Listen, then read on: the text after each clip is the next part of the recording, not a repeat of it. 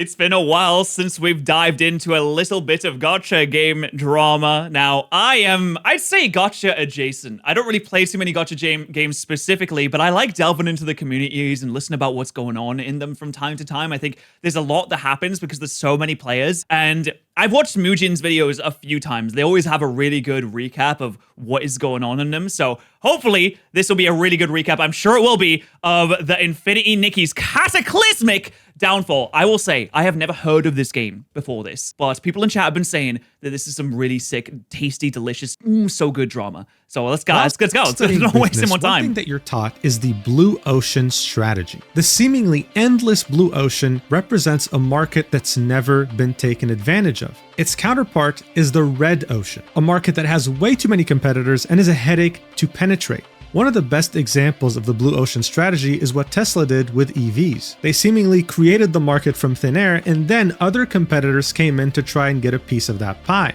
So now, of course, the EV... So I assume this has to do with the game being like a blue ocean game in which it's hitting a market that hasn't been hit before. Market is a red ocean market, no longer a blue ocean one. For a while, people assumed that gacha games were a red ocean market. I mean, why wouldn't it be? Yeah, I mean, well, okay, whoa, that's okay. I did not mean to pause it there. Gacha games targeted a very specific demographic, and that demographic wanted to spend an insane amount of money on very hot women.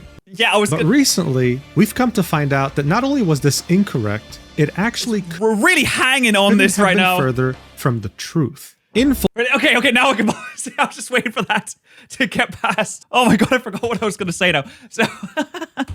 So gacha games, obviously very, very popular, super popular worldwide. Everyone's playing them. People are spending money on it constantly. They're usually free to download games that you can get some microtransactions in and inevitably make way more money than you would from a regular game, because people will come back and they'll spend, and then there'll be people who spend 17 times, 70 times more than the usual person would spend on a game. So it's a very popular market. But I mean, if you think about gacha games, a lot of them are along the same lines. Like a lot of them, if I think of a gacha game, I'm thinking of like Genshin Impact, and a lot of games are like that. I mean, you can change it up, you can change the gameplay styles, you can change it to turn-based, you could even change from like you run around as a character to like a card-based game. But a lot of them are based off of, I'll say a lot of them are based off of some kind of like offensive strategy that you create with the gacha mechanics. So you get your gacha, it powers your character up so they can do more damage in some kind of way. That's what they usually do. Came in and made us truly understand that the gacha game industry wasn't really a red ocean market just yet. There was still potential to create a blue ocean market, and that's exactly what they did.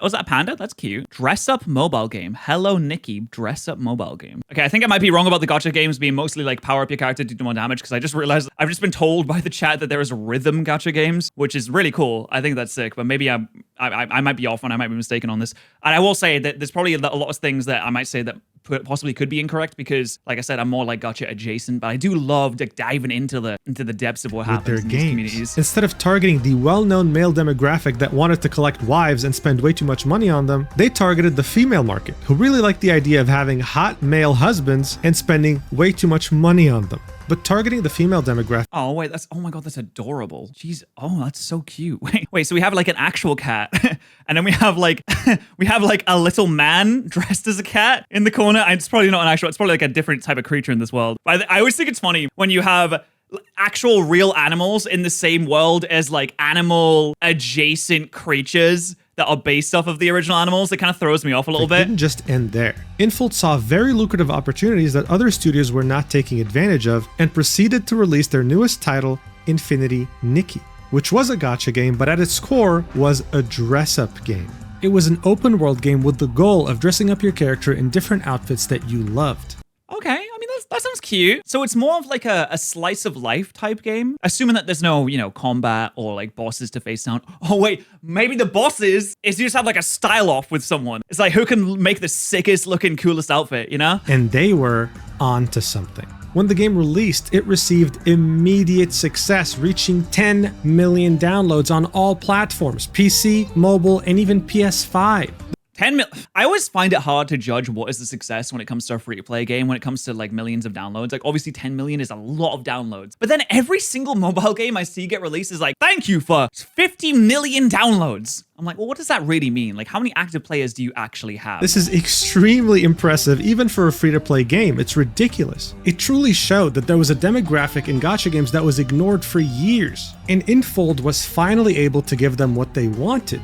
I do think that it's interesting to want any kind of slice of life, Animal Crossing style or Stardew Valley style gacha games, because it seems like such an easy point to hit, which is there's a lot of people that just want to chill out and play something that's not too hard on the mind and isn't violent. So how the hell did they manage to go? Okay, so we had 4.2 review, 4.2 stars, 15,700 reviews, over 1 million downloads, obviously. It's Peggy 12, you know, because from a rating gotta dress people of up. 4.2 stars out of 5 on release when it came to the Google Play Store, to now finding themselves, whoa, what happened?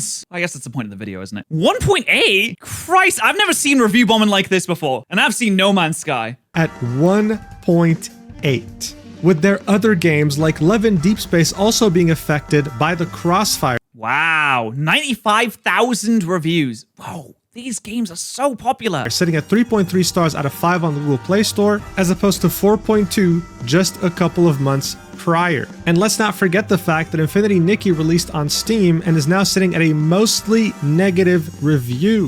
Damn, okay. I can't even begin to imagine what it is they've done to make this happen. Because I feel like when it comes to making a gacha game, if you have the player base and you have those people invested, then in theory, is very easy to keep the hype train rolling or keep the good times going. All you really have to do is keep on making new content and don't get too greedy. And that's kind of it, because I mean, you're making a lot of money already. As long as you're not getting too greedy with it and you're maintaining a regular, normal monetization style that is mostly in line with other games, then people aren't going to kick up too much of a fuss. And I come from the time of gaming where charging for a micro DLC transaction, when I started playing games, or like even like when I was like 10, Oblivion horse armor, when they were like, yeah, we can put some armor on your horse, it's like 50 pence or something like that. I don't know, they charged like £5 or $5. People kicked up the biggest fuss you've ever seen. Now it's totally fine. People don't even care for the most part. Like, yeah, you can charge 20 dilla for a new skin for your character. Yeah, whatever. No one's gonna kick up a fuss about that now.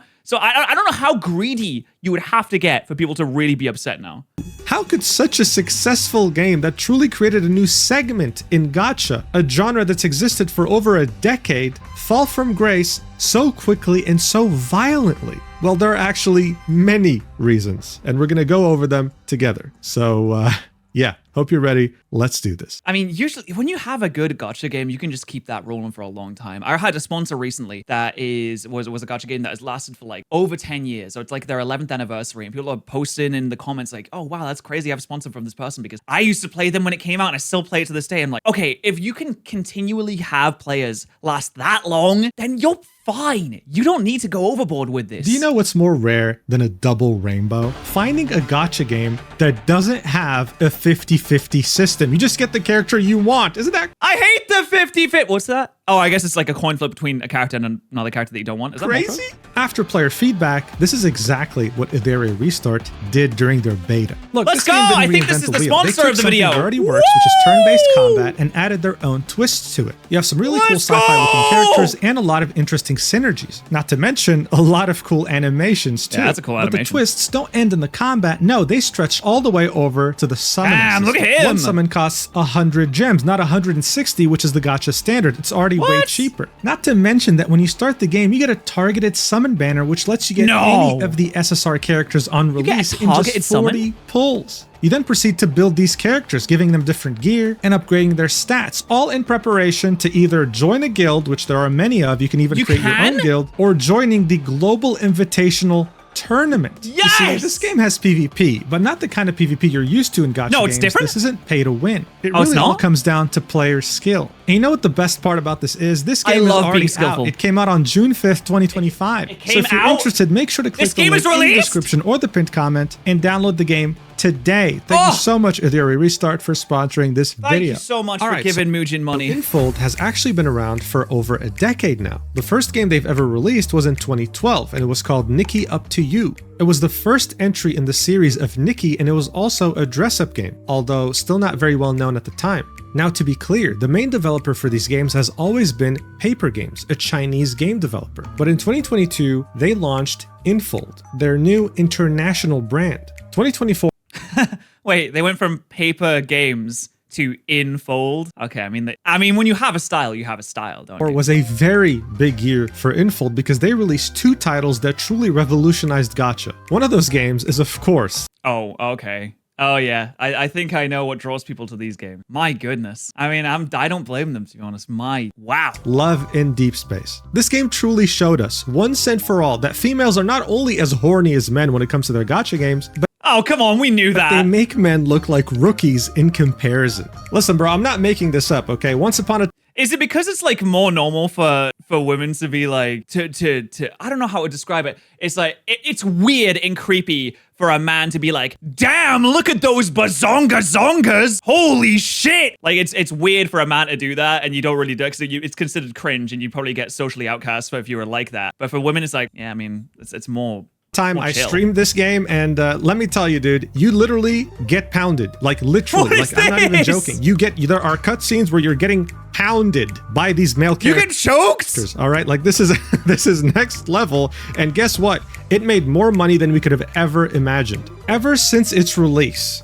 Oh, you know, like, yeah. Someone in chat just say, yeah, gay men are going to love this too. They're going to absolutely love it. It has been consistently in the top 3 biggest revenue generators in the entire gacha space. Look at wow. Oh, dude, they make so much money. What? In 1 month? This is insane. Just prints. Oh my god, what even are most of these games? Monster Strike?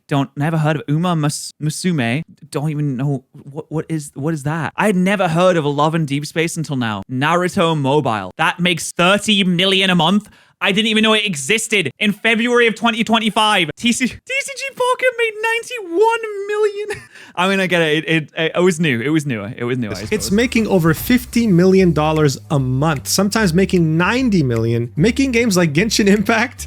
This is ridiculous. December, 120 million. Oh my god. I guess December is also a really good month for any kind of game to be making money. But okay, in theory, let's think about this. So Pokemon TCG Pocket made 120 million in 1 month. Divided by 60, which is like the amount of dollars it would usually be to buy a game. That is the equivalent of selling 2 million copies of a game in 1 month if you pay $60 for the game. You said 2 million copies, you get $120 million. But that was just 1 month. And the fact that this money you just farm. Oh my god, you just farm money like crazy. Okay, Starrail. It goes for years and years, and you just keep making money off it. This is ridiculous. Whatever else, look like amateurs, you understand? Things were clear as day. There was a market for these games, and they wanted more. Now look, when it comes to success in life, it's a combination of hard work and luck. In 2024, what in god? Sorry, these characters, I'm not down with these characters. Roblox game Dress to Impress was oh, it's Roblox? Oh my god. Absolutely blowing up. And people, whether it be male or female, were having a lot of fun dressing up their character in this goofy-ass game. Yeah, speaking of goofy, look at those faces, though. All of a sudden, dress-up games became very mainstream. So of course, when Infinity Nikki launched in December 2024, the idea of a dress-up game went from niche to mainstream, and people were very excited about it, resulting... What? Okay, this is an ignorant. I'm about to be ignorant right now. What do you do? So you dress up and you get your cool styles, and maybe you do boss battles against that bitch from down the street. But what is the gameplay? What do you do? Jen, I'm being ignorant. And it's massive success. Yes, even though their website got hacked with this wonderful, wholesome message telling people to...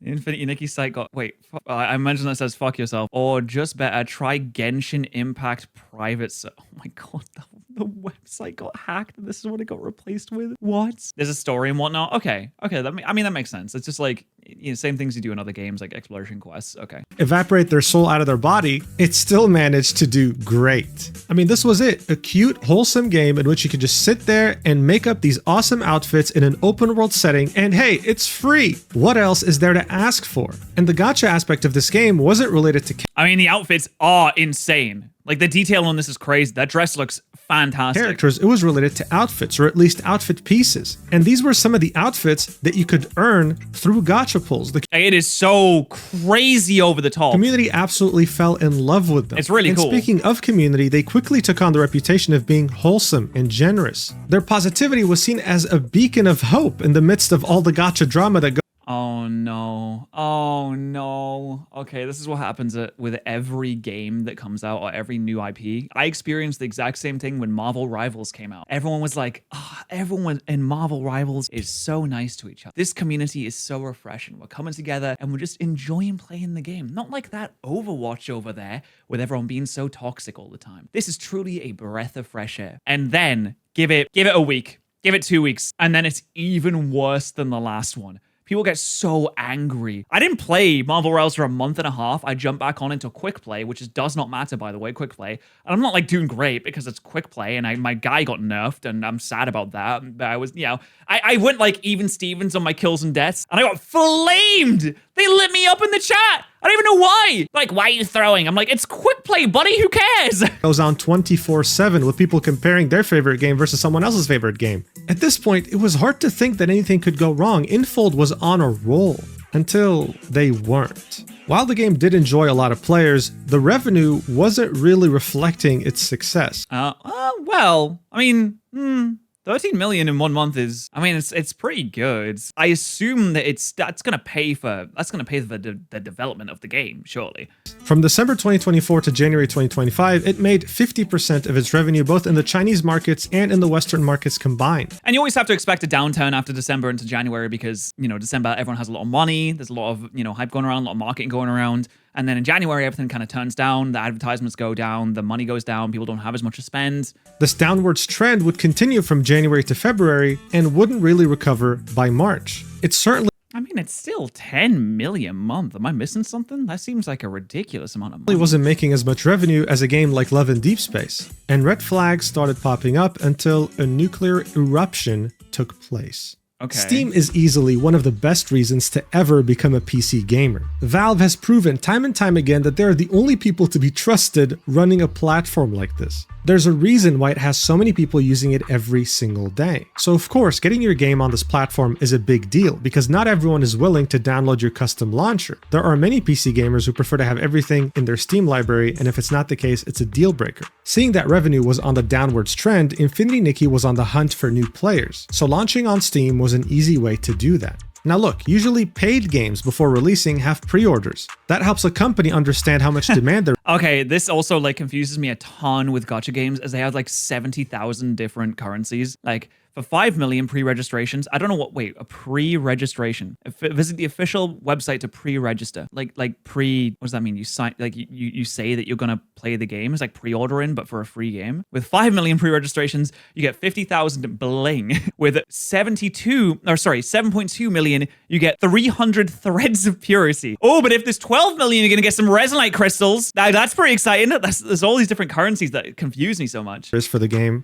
You register an account before release. Okay, so you're saying instead of downloading the game and making an account when I open the game for the first time, I can make my account ahead of time, say hey, I'm gonna play this game, I've already made my account, and then you can say get your name, the name you want to use, maybe you get some bonuses because people want you to pre-register because it shows that there is a lot of interest in the game before it's released, which may help for funding and things like that. The marketing is effective and brings in some much needed cash before the game's release date. With gacha games though, seeing that they're free to play, they have something called pre-registration. If you make an account on their website, you pre-register. And if they meet pre-registration goals, as you can see here, you get rewards for each tier. Every single gacha game does this because it helps drive hype in anticipation of its release date. That makes sense. I guess it. I thought it was a bit weird to have a pre-order for a free game, but I suppose it does make sense in the wide scheme of things. Especially if you have all of these pre-registration awards, it encourages you to maybe even tell your friends about it. Hey, you want to sign up for this game? I'm gonna play it. I think it looks good. Maybe it's something that you want to play.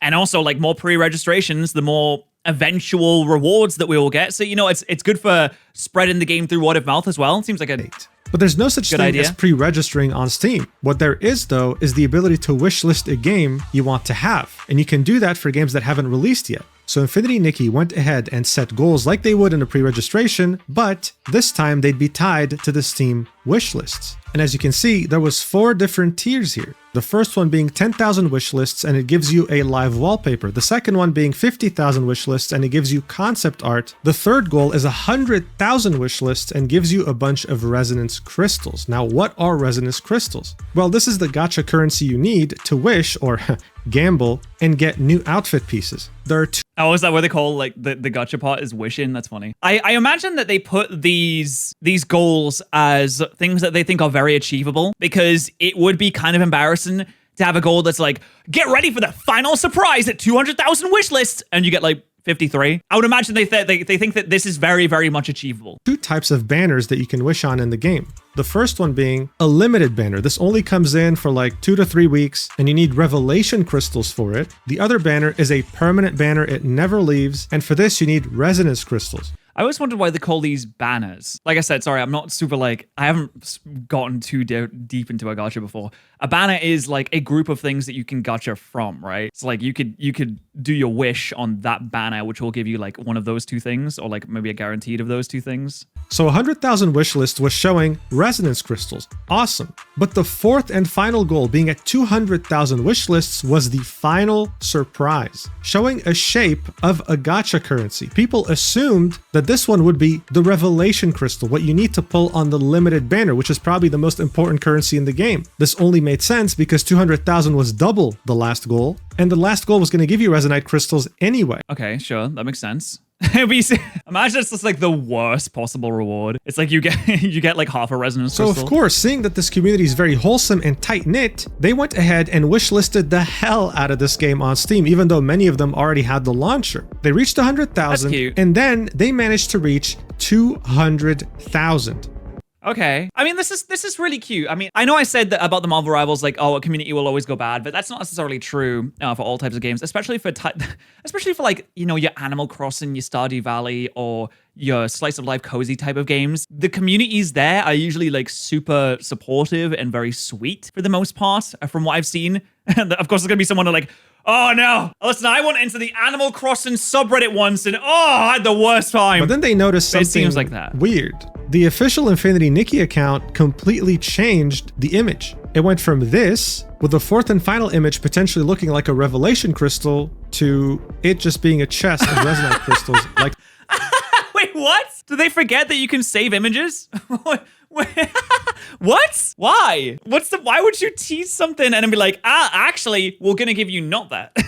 The third one. So in the first image, the 100,000 wishlist goal had 11 resonite crystals in the chest. And people were assuming they were either going to get more resonite crystals on the 4th wishlist goal or revelation crystals. The image... Wait, oh my god, wait, oh yeah, they did. I didn't even realize they changed the one on the left. Yeah, it went from 11 crystals to 2. You get 2 crystals. So after the final surprises, you actually get 1 less than you thought you would. Completely changed that. And instead of having 11 resonite... Okay, I have to admit, even though this is a really terrible thing to do to a community, that's kind of funny. Crystals in the 3rd goal, they switched it to 2, which is exactly what they ended up getting. And then the final surprise, the 200,000 wishlist goal, contained a chest of 8 crystals. So I just can't imagine why they would do this. It's not like they have to manufacture the crystals. It's not that like, oh, guys, I just realized we're not going to be able to make enough crystals on time. It's like in total, they got 10 give them to resonite crystals, when in reality, they should have gotten 11 just for the 3rd goal. People were obviously outraged here. Like, what? Why are you being so stingy over something so stupid? Like, over 10 pulls? Really? It's as if they were giving away real crystals. Like, what the hell was going on? I swear they forgot that you can copy and paste images. The post celebrating 200,000 wishlists on Steam from...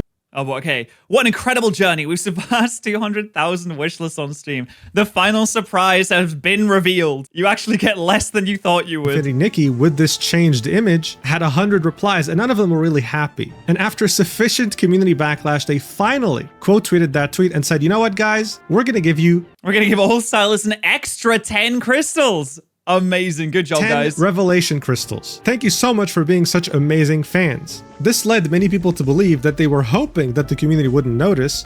How would they not notice? It's it's so blatant. I don't understand. I want to be in the meeting room when they were talking about this. I want to know what they were saying. They were saying, because they're sitting there like, oh yeah. So what we're gonna do is we're gonna take the image that we already put out on the internet, and the internet is forever and it'll never go away. And we're just gonna change it. We're just gonna change it a little bit and make it seem like it was like that the whole time, and no one's gonna. But when tell. they did, they ended up giving them the rewards they were meant to have in the first place anyway. So look, this might seem like a small incident to you, but so far this game has been nothing but perfect. You have to understand that. This was the first instance in which they did something so weird, so scummy, and in which they played with their community's trust. But hey, is 10 million not enough to run a game like this? listen, the community, as I said, is wholesome. They were willing to get past this and get back to the game they loved. Unfortunately, though, this was only the beginning for Infold's absolute roller coaster ride down to hell. So look, Okay, so it's on Steam. Brilliant. So you've got a lot of new players on Steam. The player base is most likely only increasing. It's feeling good. It's a great time. The thing you have to understand is that the release on Steam was going to coincide with a massive update, which was the 1.5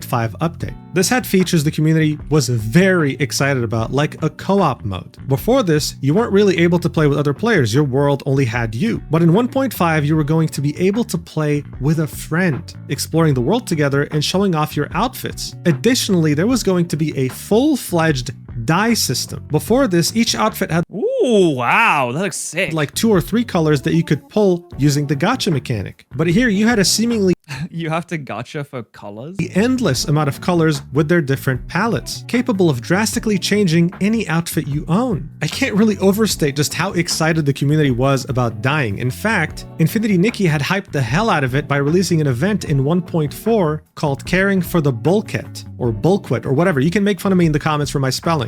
I mean, that's cute. Oh, This fruits. event had you collect different plants, fruits, and shellfish in the open world so that you can combine them in order to create different dyes. You then tested all those different dyes on the bull. Did you test it on the bull?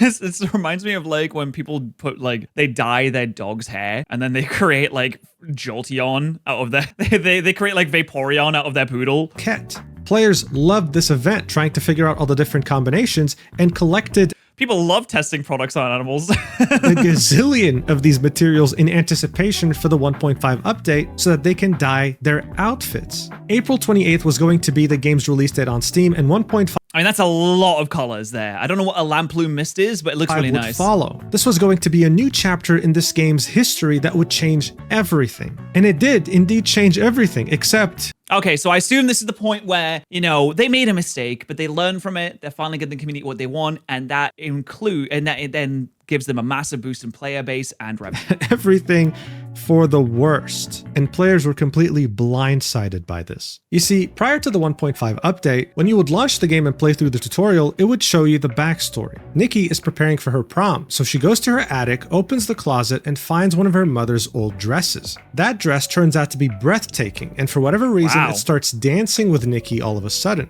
After some short dance moves, the dress puts itself on Nikki and transports her to another world. Wow. In this world, she meets a goddess that looks really cool, by the way, who tells her that she used to know her mother a long time ago and that now she has to save this world by collecting all the different miracle outfits. Sorry. I shouldn't laugh.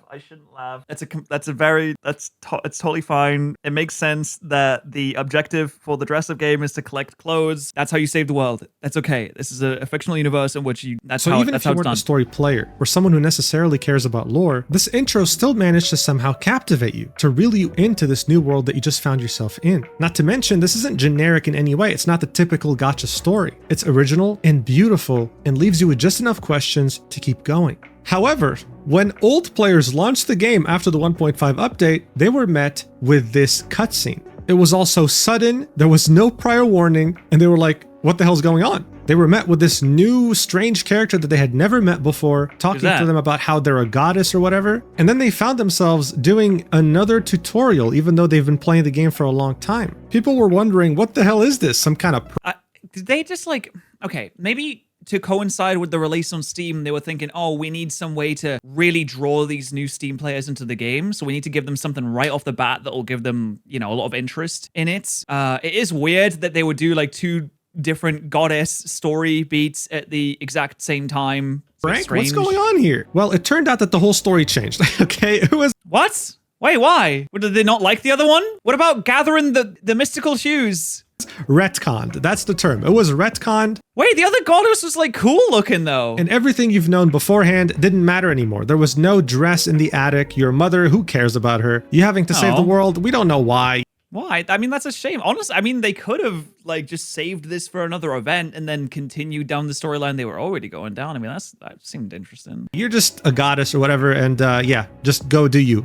Like, nothing made sense. Players were absolutely baffled. Why would you change such a perfect story? It didn't make any sense. Here are some comparisons, right? You start in the attic in the old one, in the new one, Yeah, you just start in the middle of nowhere? That's so strange. I mean, having some relation to your own character with this dress, I feel like that's kind of interesting and cool. It also feels more grounded for someone who's getting ready for their prom to be exploring the attic. And like, oh, I found a really cute dress. I don't know what the second one is even supposed to be. Just start somewhere, unknown. You have no idea where you're at. Anna, that woman with the white hair that you meet in Chains in the first intro, who was she was so sick. Your mother's friend, just appears randomly, like with no cool cutscene or whatever, in the second new intro. This is also without mentioning the fact that it just looked uglier, almost like it was rushed for whatever reason. Some people had the theory that Infold did this to make co-op mode make sense lore-wise, since the new tutorial had an emphasis on different worlds.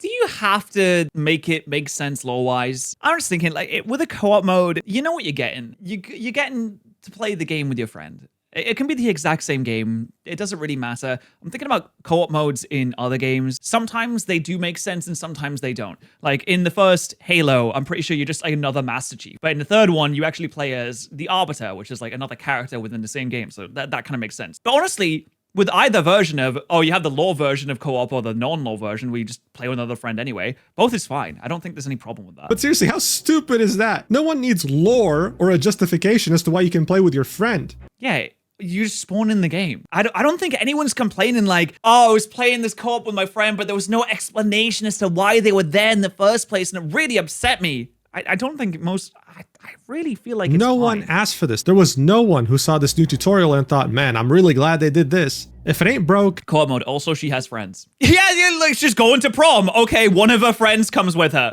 There you go, sorted. Don't fix it. And they just broke it in the process of trying to fix something that didn't need fixing. This is without us going into detail about how they butchered some beloved side characters by retconning the story. One character that was beloved by the community, because of course, most of them are female, is Giovanni, this dreamy looking fella. That's Giovanni?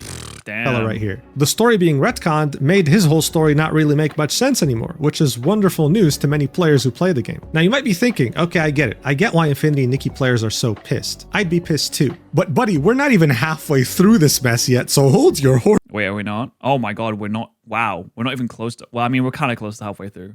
Okay, that's a bit weird. I understand. It's probably not the worst thing in the world to happen to a game. It's a bit strange and it makes the game overall worse, and I cannot imagine why they would have done that in the first place. But it's not... I think that the scamming the resonance crystals was kind of funny, but really fucked up. Like, they shouldn't have done that. That's probably the worst thing that they've done so far. What happened to the dies, by the way? Things are about to get way worse. Look, if you play gacha games, you know how the gacha system works. You pull on the banner of a character you want, using either the currency you earn in-game or one that you buy in the store.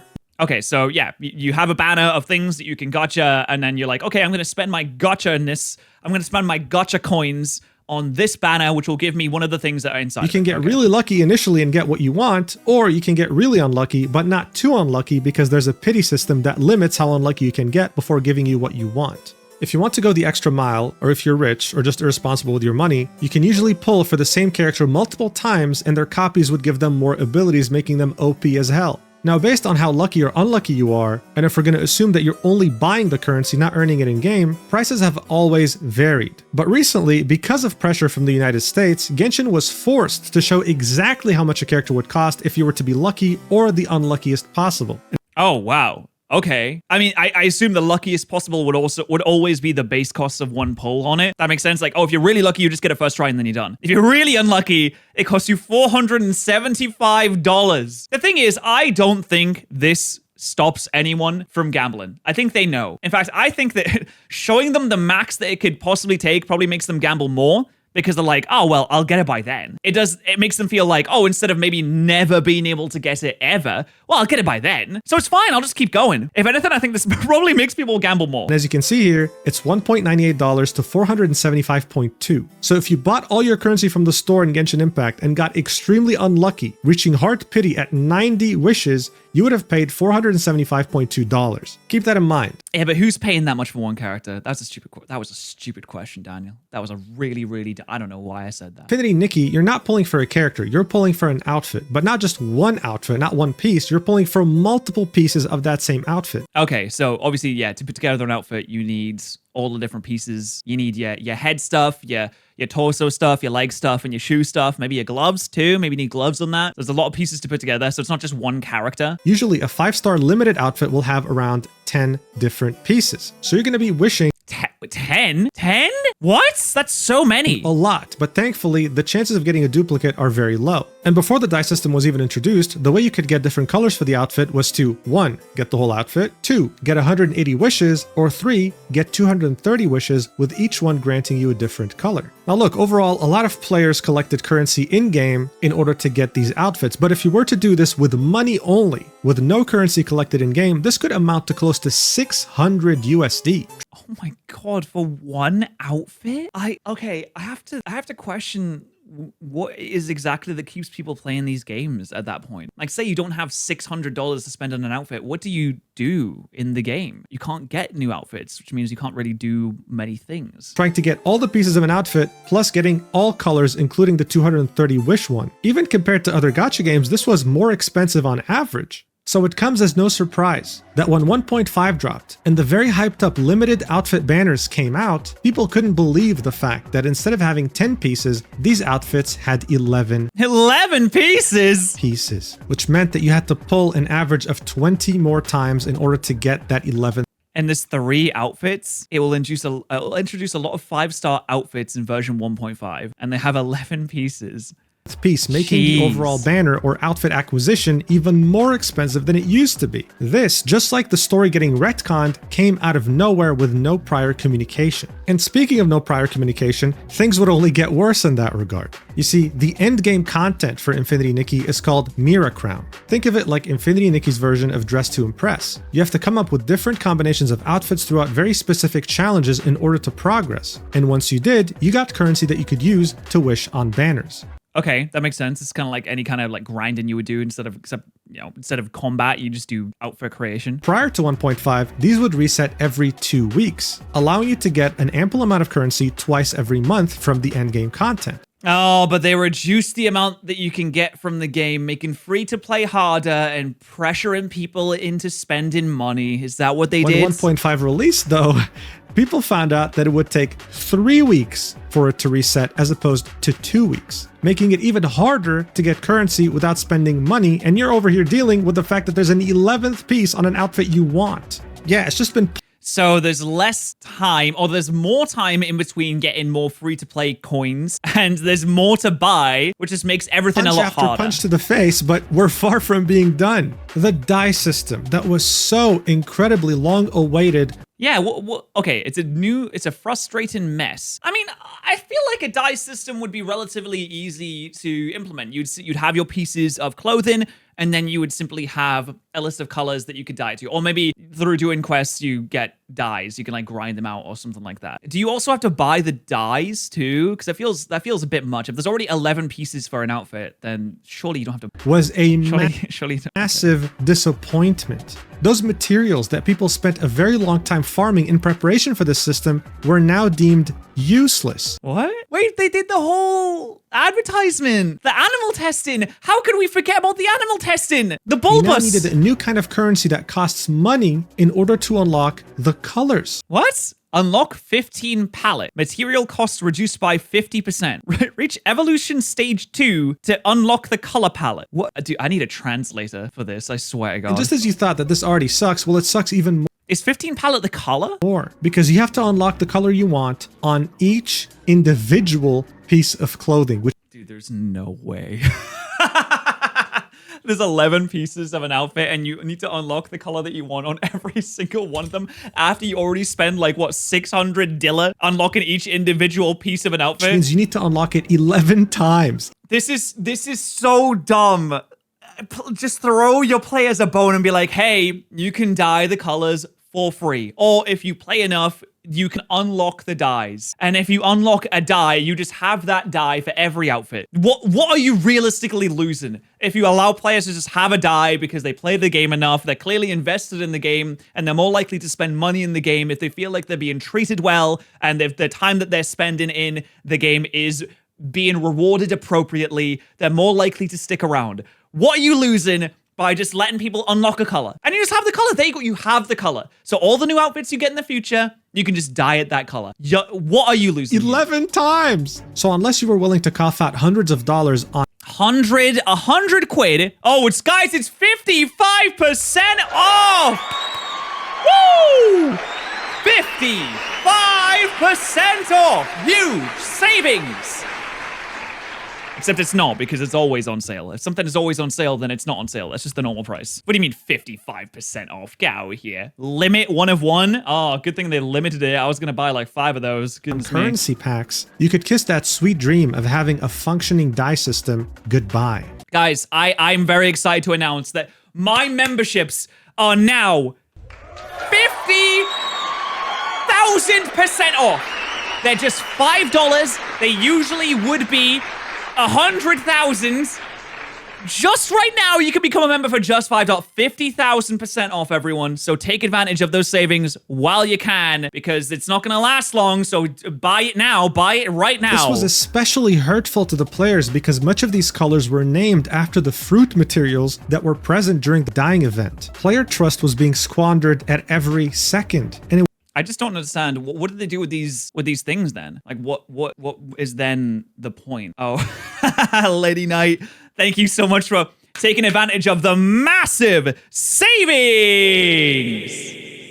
And you just got your membership for just $5. It would usually be 100,000, and you got it was obvious much of these changes were last second. What was going on at Infold for this to happen? Well, a lot of incompetence, but also potentially illegal activities. Illegal? What? Had made a lengthy post on the Infinity Nikki Reddit.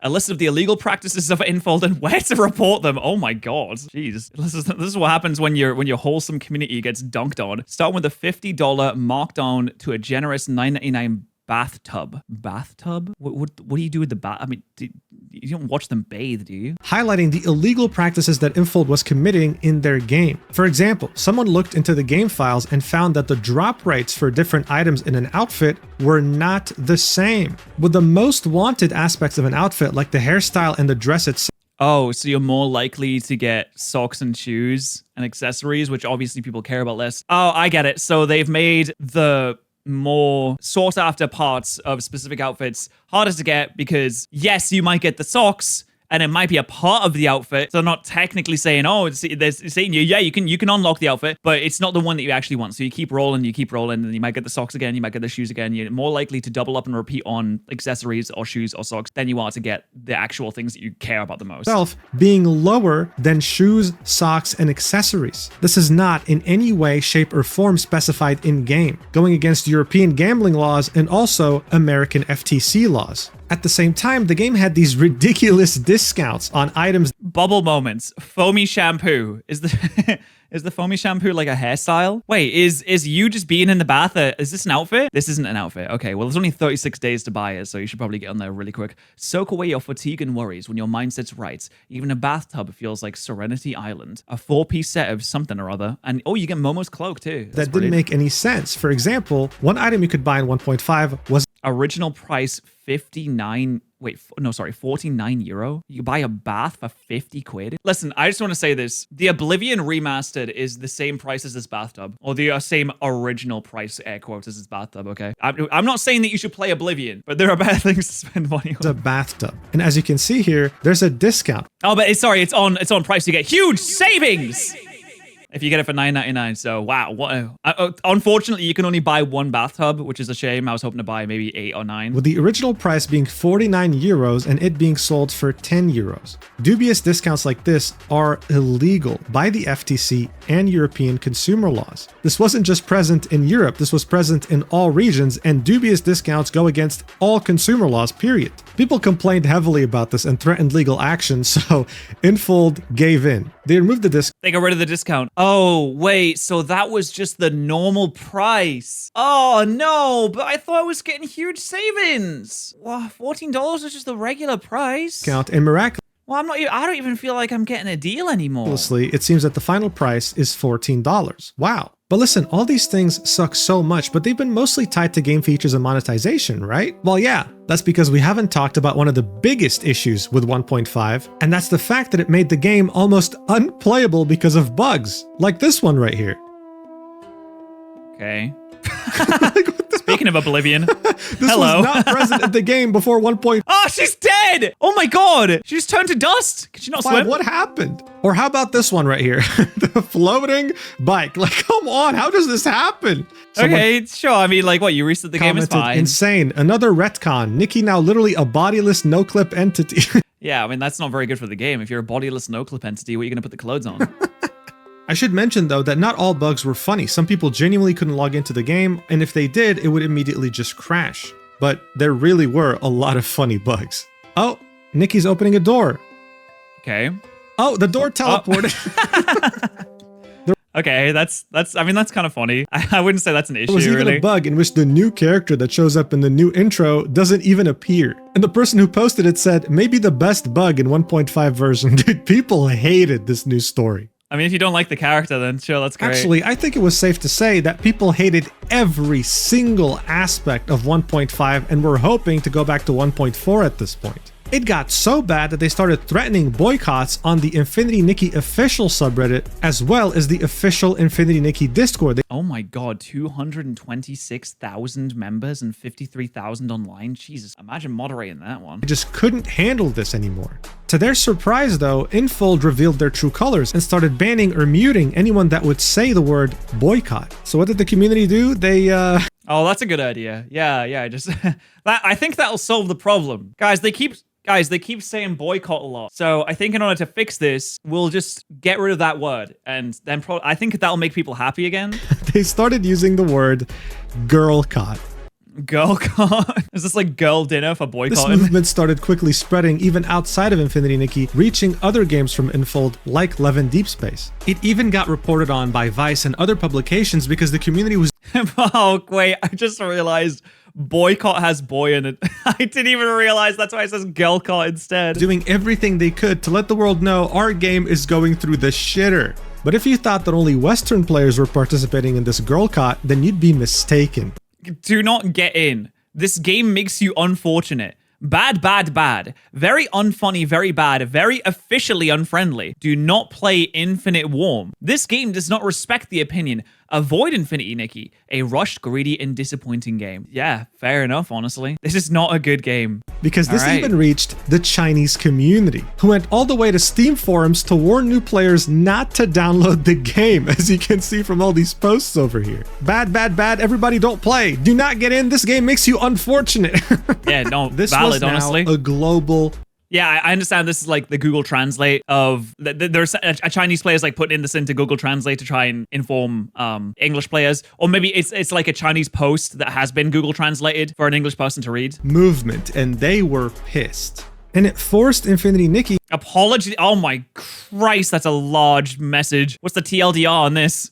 to make some sort of a statement, and they came out with this apology at the end of April, shortly after 1.5 had released, saying, "Apology letter regarding version 1.5 gaming experience. Dear stylists, hope this message finds you well. First and foremost..." I actually like that they call them stylists. I think that's a cool name. We would like to extend our sincerest apologies. We are truly sorry that we were unable to provide you with a stable experience upon the release of the new version. We understand that every stylist's love and trust in Infinity Nikki is something we must cherish and uphold with the utmost dedication. Okay, this is the most like PR response so far. I really hate it. I know companies like have to do this, but whenever I see you writing like this, it makes me instantly not believe you. This is the most distrustful way of messaging someone or messaging in general that you can have. Like, what do you mean? Like, yeah, we understand that our community is the utmost at our heart of our video game, and we love you, and we want to give you kisses on the lips. The desire to offer Nikki and all of you a more corpo speak is the worst. Vibrant and colorful journey, we had planned various new content for this update, designing outfits in diverse styles, creating fun and engaging gameplay, and crafting unique landscapes. We hoped Nikki could embark. This is all fluff. This means nothing. You're just saying things. You just have words. You think if you just like have a lot of words, eventually people will get bored and be like, I don't care anymore. On thrilling. That's what they're trying to do here. They're trying to bore you to death. Adventures across parallel worlds, discovering. This is not. There's no point in reading any of this. It is fluff that has no actual meaning whatsoever. Endless surprises and joy in Miraland. However, this time we fell short of expectations. Following the version update, we received a lot of feedback regarding game experience issues, primarily concerning the DIY workshop, co-op feature, and overall game performance, including issues such as login failures, crashes, and resolution problems. We have been carefully collecting each report and immediately working with our teams to address these issues. We sincerely apologize for the issues that disrupted Nikki's dazzling and dreamlike journey. Following an This reads like an AI wrote this. You know, there's some words that only appear when it's AI, like dreamlike. They always use like poetic language that makes it feel like a human could never have come up with this, because why would you say review by the development team, we have already resolved nearly 100 issues, improved the stability of multiplayer servers, and carried out emergency fixes for certain visual display issues. Moving forward, we will continue to monitor the game's performance to ensure these problems do not reoccur. Below is a detailed update on the fixes. So here they give a list of around 13 different issues that they seemingly fixed. Okay, what do they do? The fixing issues, it's like minor bug issues, frequent startup errors on PlayStation 5. Yeah, you should probably fix that, I would imagine. Abnormal material rendering for the bubbly bath decoration on specific devices. I feel like this is not like the biggest issue, but if you buy a bubbly bath and you get abnormal material rendering, you're probably going to be a little bit upset. Then they go ahead and talk about the elephant in the room, saying additional clarifications based on community feedback. Number 1, number of pieces in the 5-star outfits, Snowy Ballad, and Crimson Feather. In version 1.5, the Bubble Season update introduced multiplayer gameplay to create a richer, more engaging adventure for Nikki and all stylists. This idea also shaped the design direction of the new outfits. From the early design stage, we intended the 5-star outfits to embody themes of collaboration and companionship. Oh my god, it's more fluff. Oh, what do you mean? Like, no, guys, we had to put 11 pieces in because we're doing it because of companionship or collaboration. It all ties into our multiplayer. Symbolized by the story of the ever-blazing bird sacrificing herself to save the iceborne mermaid. Thus, we introduced dedicated dynamic effects, transformation animations, and unique music compositions for these outfits. Which is why they're worth $600. In Snowy Ballad, we introduced highly dynamic special effects for the pieces and special aurora effects for the hair. The Crimson Feather outfit was Are they just trying to justify this by being like, no guys, we put like special animations, they look really nice. Designed around the core concept of rebirth, featuring a unique ash form appearance and different transformation effects depending on whether Nikki is in the air or on the ground. Am I crazy? This should... what? This should just be in it already. Why are you just trying to justify it by saying, no, guys, we put like special cool animations and it looks really nice. In addition, to align with the theme of the new version, we introduced multiplayer features in the design of both the decoration item and dance move. The Eternal... You know, when game companies release DLC, like say like Fallout 3's DLC, they release like a whole new storyline and area and all these new outfits and weapons that you can use. And it's just expected because like you're spending money for more of the game, right? You don't have to sit there and give yourself the greatest fellatio of all time and say, oh, but our outfit looks so nice. I don't know why you're mad. Snowdew decoration now features a special co-op interaction, and for the Everlasting Hope dance move, we attempted to create a co-op dance mode based on the original dance move. Both the versions were developed with dedicated custom music compositions. To enrich styling combinations, the total number of here it comes. Pieces for these outfits was set at 11. We sincerely... Oh, guys, I didn't realize it was to enrich styling combinations. Oh, well, if I'd known that, then it would have been fine. The styling compositions weren't rich enough at 10. I was thinking to myself, 10's not a big enough number for pieces of an outfit. I think we should have more. We apologize for the lack of prior communication regarding this adjustment. Moving forward, we guarantee that the number of pieces in 5-star outfits will not exceed 11. Oh, so they'll just, yeah. so they're all going to be 11 now. And major changes will be communicated in advance through official channels. This reminds me of when Elon took over Twitter and he was like, should we do a poll for every future announcement? And everyone was like, yeah. And he was like, cool, okay, we will. And they just didn't do it. So look, he's just like, yeah, that's okay, awesome. And never did it. Majority of this paragraph was just mumbo jumbo. Honestly, it doesn't make any sense to include this. I don't care about your vision for the outfit. People are just concerned about it going from 10 to 11 and costing more. I can't believe they yapped for paragraphs about how their outfit's really sick, actually. Their logic was because it was meant to be in the spirit of cooperativeness or whatever the hell, or new features. But you have to keep in mind, in one of the outfits, there are 11 pieces and you can't even see one of the pieces, which are the socks. It's hidden behind the dress. You literally cannot see it. So what's the point? Wait, you can't even see the socks? Why is that a piece of an outfit? That's just like a thing that is added on. Like when you get the shoes, you get the socks. I mean, it makes sense unless you want to have different socks. I guess you could have different socks. Why are you spending money on socks anyway? This was them saying that 11 pieces are here to stay, but hey, we won't increase it unless we let you know in the future. This is kind of hard to believe since they already did it without notifying anyone to begin with. They then say, number 2, duration changes for the Mirror Crown Pinnacle contest. To offer a richer and more diverse styling experience, the Mirror Crown Pinnacle contest and the special effects are periodically refreshed and updated. As each version varies in duration, the duration of each Mirror Crown Pinnacle contest has also differed accordingly. We have taken note of the community's discussions regarding the contest duration. In response, we are planning to end the current contest at 4 AM on May 16th, with the next contest starting immediately at 4 AM on May 16th. Starting from the next cycle, the Mirror Crown Pinnacle contest will be held twice a month, starting on the 1st and 16th of each month. Okay, so they're just going back to 2 weeks per. Sure. So hey, I guess they fixed this, but only because the community spoke up. Otherwise, they would have been completely fine keeping it 3 weeks at a time instead of 2, giving the community less currency to wish on their favorite outfits. They then continue, number 3, DIY workshop design intentions and future plans. The original intention behind the DIY workshop was to provide stylists with greater freedom in outfit design and styling combinations. As long as you have enough money, because my God, those dyes were expensive. We have received all of your feedback and are carefully reviewing the current designs to further optimize the DIY workshop experience. In addition, for fully evolved outfits, we plan to introduce a more advanced dyeing system in the future, offering expanded customization options and richer visual effects. If you have suggestions regarding the DIY workshop, please feel free to email us at our support email. Every piece of feedback from you is a driving Okay, so this email part, 100%, this is just a way for them to contain all of the negative feedback to make people not post about it in the Discord or on Twitter or publicly. They are never reading any of this. They will never look at any of these emails. This is a way for the company to try and get people to vent frustrations in a private manner instead of a public manner so that it's not seen by anyone else, and they will never read any of these. It's just a way to contain frustration. Force for us, your voices guide Infinity Nikki's path forward. In the future, we will conduct thorough reviews, strengthen our QA processes, and approach every update to prevent such issues from happening again. As an expression of our heartfelt apologies, we will be distributing the following compensation to all players via in-game mail, which are 10 Revelation Crystals, 10 Resonite Crystals, and 1,200 Diamonds. Whoa! That sounds like a lot. Is that a lot? How many outfits do you get for that? That's got to be a few, right? 10 Revelation, 10 Resonite, and 1,200 Diamond. You must get a few outfits for that. So 10 wishes on the limited banner, 10 wishes on the permanent banner, and 1,200 diamonds for you to buy 10 wishes on whichever banner you want. They then end this by saying, finally, we would like to speak from the heart. Version 1.5 marks a major milestone for Infinity Nikki. In this version, we took a bold step forward, introducing co-op gameplay for the first time. We hope Nikki's journey can now we took a bold step forward and deleted our story. Stretch even further across the vast sea of stars, where every heart longing for warmth can find connection and companionship. Every member of our team shares the same deep love for the Nikki IP. One 5-star piece of clothing? What? None guaranteed. 30 pulls is wait, it's for one piece of one outfit?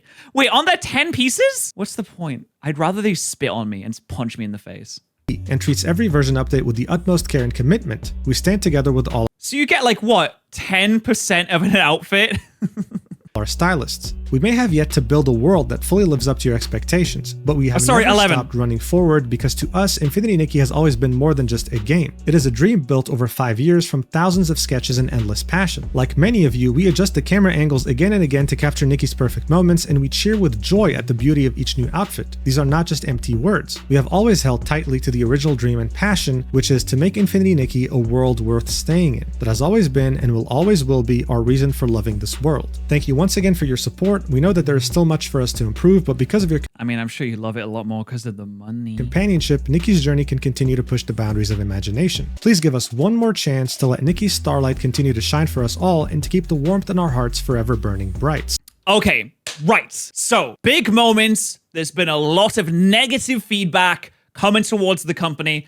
They know they need to make a change. People are upset, and they know they need to make some player-centric, player-forward changes that will make people enjoy playing the game again. Fix it, make it enjoyable, and stop the bad monetization practices. Surely this all gets better. There's 11 minutes left on this video. Sincerely, the Infinity Nikki dev team. So yeah, it was definitely a whole lot of yapping. And unfortunately, even though that last part was very heartwarming and you kind of do And now we're going to hear about the upward trend. We're going to hear about the comeback feel story. bad for the devs because these decisions were probably not theirs to make. There are many things that were not addressed, like how the dice system was clearly supposed to be something you earn in-game but became something you buy with money, or how they intentionally tried to deceive consumers with their dubious discounts. And let's not forget the biggest issue that people had, which was them changing the story for no reason. For many, this apology was lackluster, even if the compensation and apology that you received in the in-game mail was fairly generous. Was it? Is that fairly generous? Like I said, I'm just going off of what chat is telling me in terms of how many pulls or like what you could potentially get from that. Even if it was an entire 5-star outfit, that feels like not much. But hey, you know what's funny? And it's like, what, a 10th? You get a 10th of one outfit? Even like you maybe, if you're really lucky, you get like 30% of an outfit? Speaking of being generous, there were many players logging in to find that their crystal balance was in the negative, something usually reserved for people who buy crystals and then charge back with their credit card in Wait, you're in debt? order to try to pull a case of fraud. You see, there's this pass that you can buy for $5 that gives you currency every single day. Well, at some point, the game was bugged beyond recognition and it would count you logging in twice, something that the player had no control over. So they started taking those crystals away, not to mention this person right here. Wait, they said it was $5. Do you still have to pay for it? You're posting this post saying, I'm going to cry, spending 20 euros on the game, and then for whatever reason, logging in the next day and seeing that the balance was in the negative, even Oh my god. I'm sorry. This is terrible for people that actually spend money on it, but it's kind of funny to spend money on a gacha game and to actually lose money because of that. Like, that's a straight minus 20 there. Sorry. though they didn't charge back or anything. Speaking of that monthly That you're in debt to the company now. pass, in order to get the daily currency that you paid for, you have to log in, otherwise you miss out on them whenever you don't. Someone had spent $5 on the pass and wanted to log in order to get the daily currency, but they couldn't because the game was so damn bugged. They sent an email Oh, it's a $5 monthly pass. Okay, it's like a subscription. to support, and this is what they had to say. Sorry for the late reply. This inability to log in resulting in rewards not being claimed is not compensable. Please log in on another device as soon as possible the next time you experience the situation. Thank you for your patience. Damn, they really did just say, oh, hold on. It's actually, you know what is crazy is they actually replied to a message at this email. I'm surprised they even look at it. Bro, I don't know who the hell's training this customer support team, but that is not how you approach the situation. This, of course, was disastrous. Yeah, they really read this and like, damn, tough luck. Unfortunate. People were spending money on the game, couldn't log in because, well, it wasn't their They say, I'm really sorry that happened to you. If only there was some way to prevent it. And then the person looks like, didn't you make the game? They're like, if only there was some way to prevent it. fault. They were being penalized for these bugs, and support had this. Log in on a new device. Like what?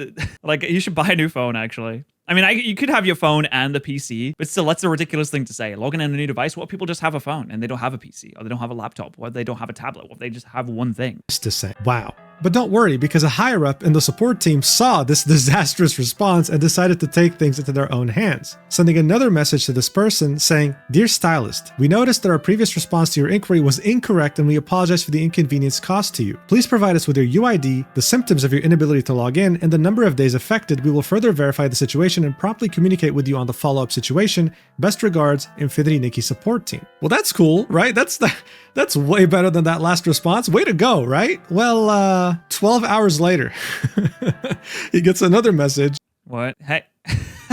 Wait, what? Hold on. The first message came at 4 a.m. 4 a.m. Oh, right? Well, 12 hours later, he gets another message, and it's, "Hi, stylist. We have detected that you have not responded for a long time, and this ticket will be automatically closed. If you have any further questions, please initiate a new inquiry. Thank you for your understanding." What? It was at 4 in the morning. What are you supposed to do?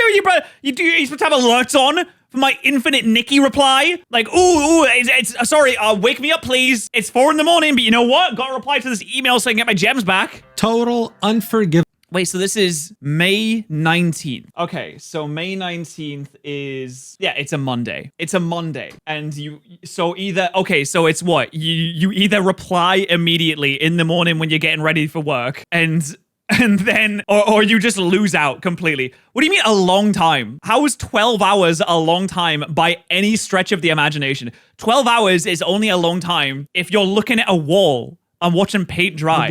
Chaos in every way, shape, and form. And after that first apology, there was nothing else coming. That's absolutely insane. A 12-hour window to reply to an email is ridiculous. From them. Absolute radio silence. At least 2 days. You have to at least give 2 full days. The community was still not happy, mind you, because the apology barely covered half of the grievances they had. But this all changed on May 18th, a bit over 2 weeks since 1.5 came out, and it somehow managed to get even worse. On May 18th, Infinity Nikki... Oh my god, they yapped it. Are they going to talk about how cool their outfits are again? Put out yet another statement saying, "Dear stylist, this is the Infinity Nikki dev team. First and foremost, we sincerely thank you for your unwavering support and love for Infinity Nikki.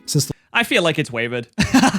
I don't think that it's unwavering. Launch of version 1.5, insufficient preparation during pre-release testing led to unexpected live issues, resulting in an unstable game environment and unsatisfactory content. We fully acknowledge that this is our responsibility, and addressing these shortcomings remains a top priority for our team moving forward. Additionally, we encountered technical challenges during development that require more time to resolve thoroughly. Following rigorous assessment, we decided to extend version 1.5's end date to ensure greater stability and prevent similar issues from reoccurring. We're acutely aware that these recent issues have impacted your experience and damaged the trust and affection you've placed in us. To all stylists, we offer our deepest apologies."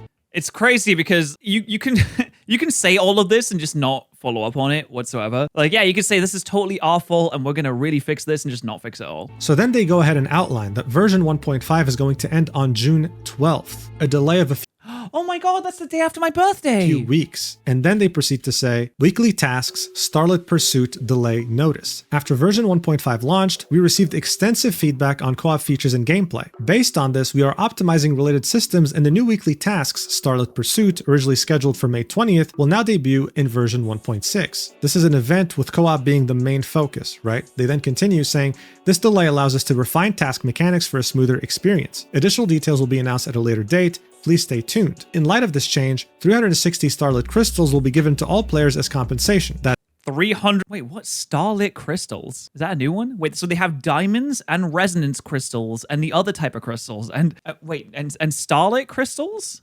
That's 3 Why are there so many currencies? wishes. Okay, they continue. We extend our What does 360 starlight crystals get you? What can that buy? Our heartfelt gratitude to every stylist for your understanding and continued support. Throughout the development journey since launch, we've faced a multitude of challenges and uncertainties, from optimizing performance across diverse devices with varying capabilities to tackling unexpected technical roadblocks, and many of these hurdles were unprecedented for our team. Rather than offering premature communication, we chose to tackle these problems methodically, responding to your expectations only once we had secured concrete solutions. But rest assured, we've heard your feedback loud and clear. The Threads of Reunion storyline's absence in this version was never intended as a removal from Infinity Nikki's narrative. Its associated outfit remains on our development roadmap. Due to technical hurdles in version 1.5... Well, I mean, they didn't say that, though, did they? We heard your feedback loud and clear. The Threads of Reunion storyline's absence in this version was never intended as a removal from the Infinity Nikki's narrative. Well, I mean, you just deleted it. That's cope. No, they're just seeing that people actually really liked it, and they're like, ah, shit, we have to bring it back now, damn it. Okay. They just delete it straight up. We were unable to properly refine the introduction of the Sea of Stars chapter and the narrative setup for Threads of Reunion, which regrettably led to confusion. These elements are planned for future updates. Plans are underway to expand tiered cumulative top-up rewards in upcoming versions. New gameplay systems will undergo rigorous design scrutiny to ensure seamless integration.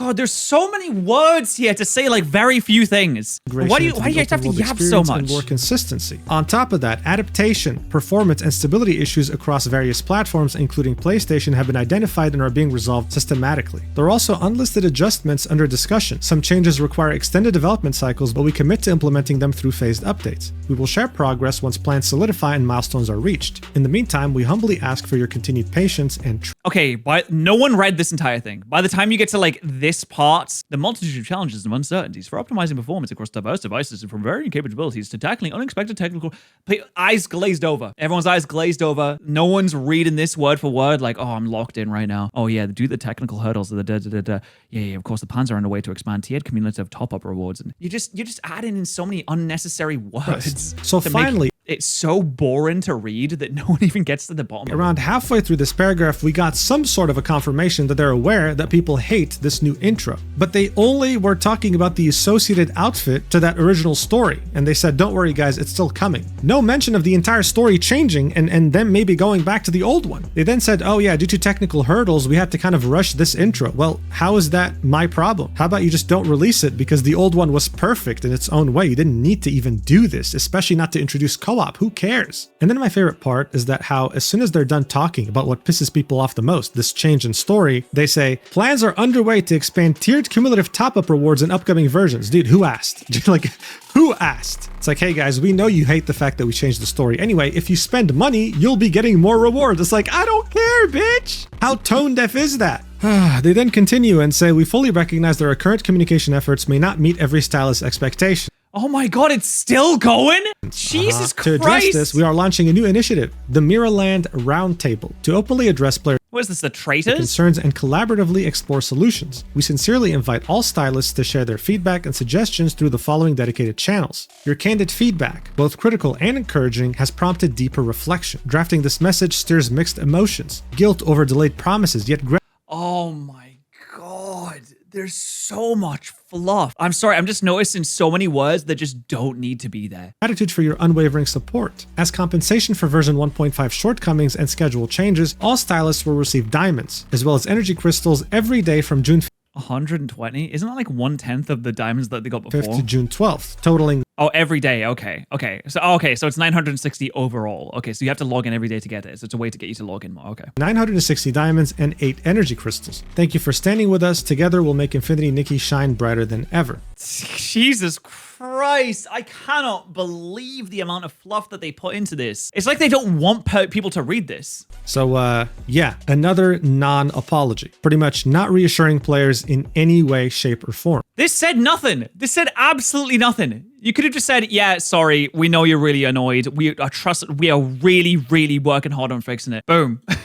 This whole Mirrorland roundtable is too anti-girl caught methods. Oh, true. They're like, we don't want you to girl caught us. So, hey, here's some daily rewards that'll keep you logging in every day. A little too late. You've already implemented changes that are ridiculous in scope and size without even notifying the community. How are they supposed to trust you with this roundtable now? You get it even if you don't log in. It isn't tricking people to log in. I feel like it is because, yeah, you might get it even if you don't log in, but sure, people are going to want to log in to do the pulls regardless. If you dangle a carrot in front of them, they're going to be like, ooh. Even if you say, well, I'll put the carrot in the box anyway and you can have the box. People are going to be like, ooh, but there's a carrot there right now and I kind of want the carrot. There are 444 replies to this tweet, and let me tell you, most of them are furious. Because as this comment right here points out, 220 pity not being lowered, barely addressing retcon's story, no addressing the horrible dying system, no addressing the mirror crown changes, but hey, we got 8 pulls. That was the sentiment in the majority of the community, both global and Chinese. So it didn't really take long, but people who were very big fans of the game painfully chose to uninstall after seeing just how tone deaf the dev team was. And this once wholesome community, this once very positive and contagiously nice community was just riddled with people who had lost all hope, who were depressed at the fact that this game was never going to be the game they loved just one update ago. It was very sad to see because, as I said in the beginning, in the Gacha community, this was... Damn, I guess it's really...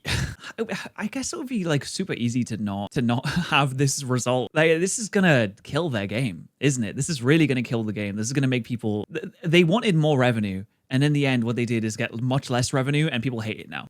If they just not gotten so greedy, I think things would have been fine. If the game isn't so greedy, then people can look past like some technical issues, some bugs and things like that. Seen as the beacon of hope. The one game that was immune to the very stupid gacha drama that plagues other games every single day online. And some people were getting tired of people telling them that they uninstalled because the posts were getting that much common on the Infinity Nikki unofficial Reddit, as well as other places. This is a huge game. Maybe your PC can't handle it.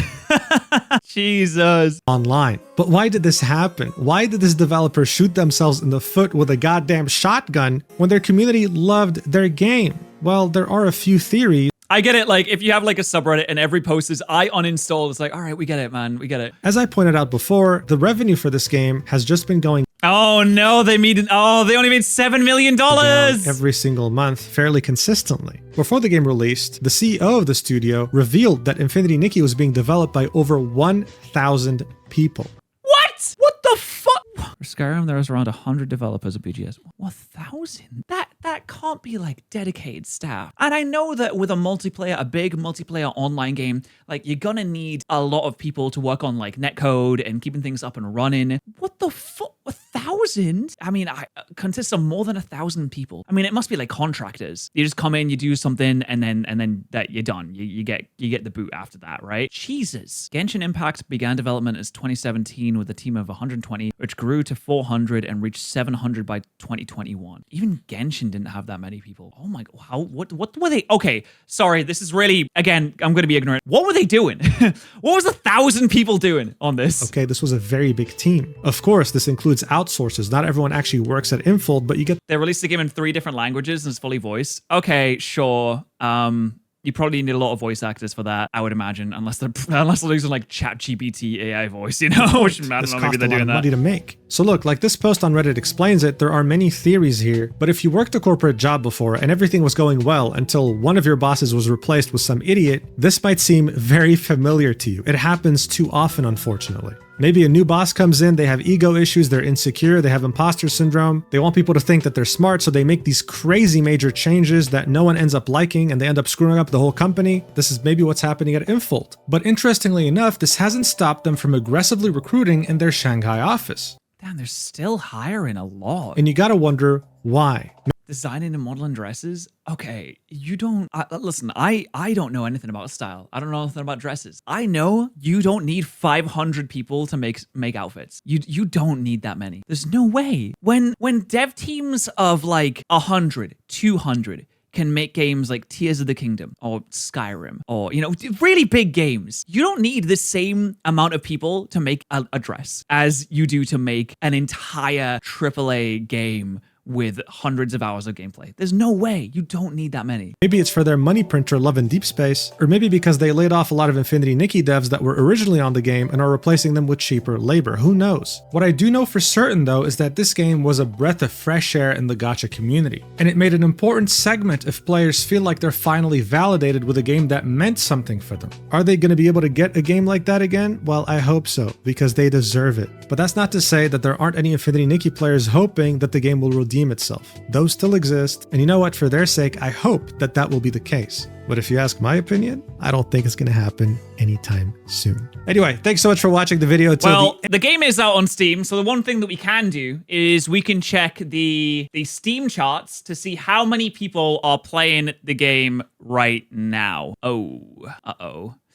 Damn, that was... Wait, their Steam release kind of flopped? 4,728 max? Am I looking at the right one here? Yeah, there's one Infinity Nikki. It came out... Dude, they really wanted more Steam players. They really wanted more people to play the game on Steam. They got 4K max. Damn, that's tough. And it is massively tough. I understand that most people, like the vast majority of people, will play on the original launcher or the original play that say like on their phone or on the original launcher for PC or whatever it is. But I do think that you could extrapolate this as this is what the player count is on Steam when it releases. Okay, it has quite, you know, it has 4,000 people. It is now down to 1,700. You can extrapolate that out into the people playing on PC and phone, right? Say if you half the amount of people playing on Steam, then maybe not half, but maybe you lose a lot of people playing on phone. You lose a lot of people playing on PC outside of Steam as well, because the interest in the game has gone down because of the controversies and the things that, the money grubbing and the weird story changes and all of that. Like, it's not entirely related to the player count on the other platforms, but like you can kind of make a relationship between the two, right? Yeah, you might be able to play on all these different platforms, but if this is going down, then they are probably going down too. Basically, I'm wordsmithing this. I yap too much about that. That's what I want to say. If Steam goes down, everything else goes down, most likely as well, because of all of the last 40 minutes of video that we just watched. But wow, what an interesting situation that is. Well, I mean, hopefully they can turn it around. I never want to wish bad on any game or group of people. That all you have to do is listen to the people. You don't need 1,000 people to make this game, surely.